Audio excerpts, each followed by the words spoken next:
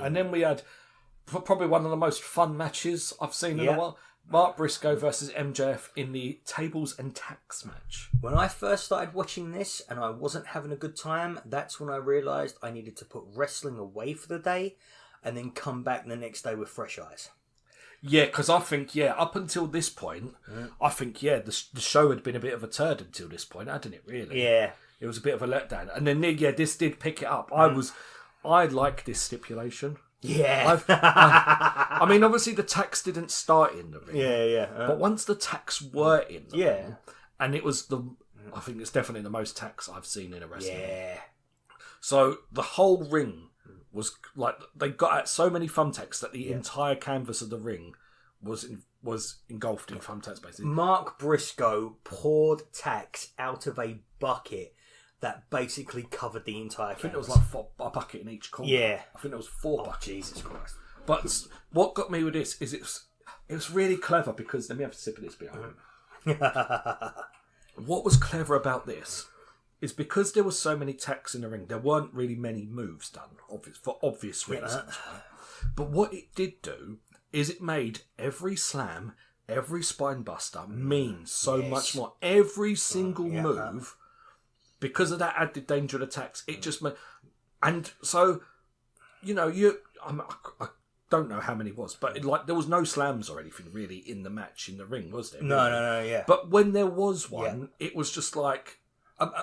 MJF spends the first, I think, 5, 6, 7 minutes in this match avoiding his back going to the canvas completely, and it was so good. It was masterful. He's selling it with his face as well. He genuinely looks terrified of those tacks. It was masterful. But see, the thing is, this just goes to show, because the thing is, MJF could have put this match together without the thumbtacks. And he's that good that he could make slams mean that much. You don't have to flip and dive and do this to have a good wrestling match.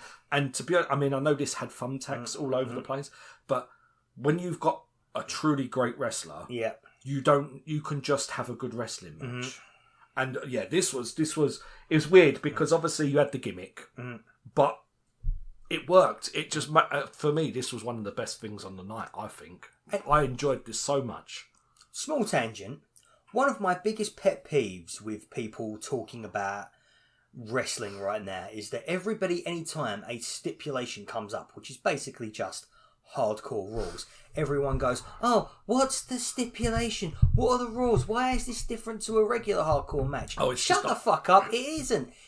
It's a hardcore match. It's called promotion. Thank you, Dave. That is literally the words that I was just about to say. I am so glad we're of one mind. But Great minds, Dave. Great minds. I know this is tables and tacks, but I wouldn't mind a stipulation where it was a tax match, where the tacks just start on the canvas. Yes, absolutely.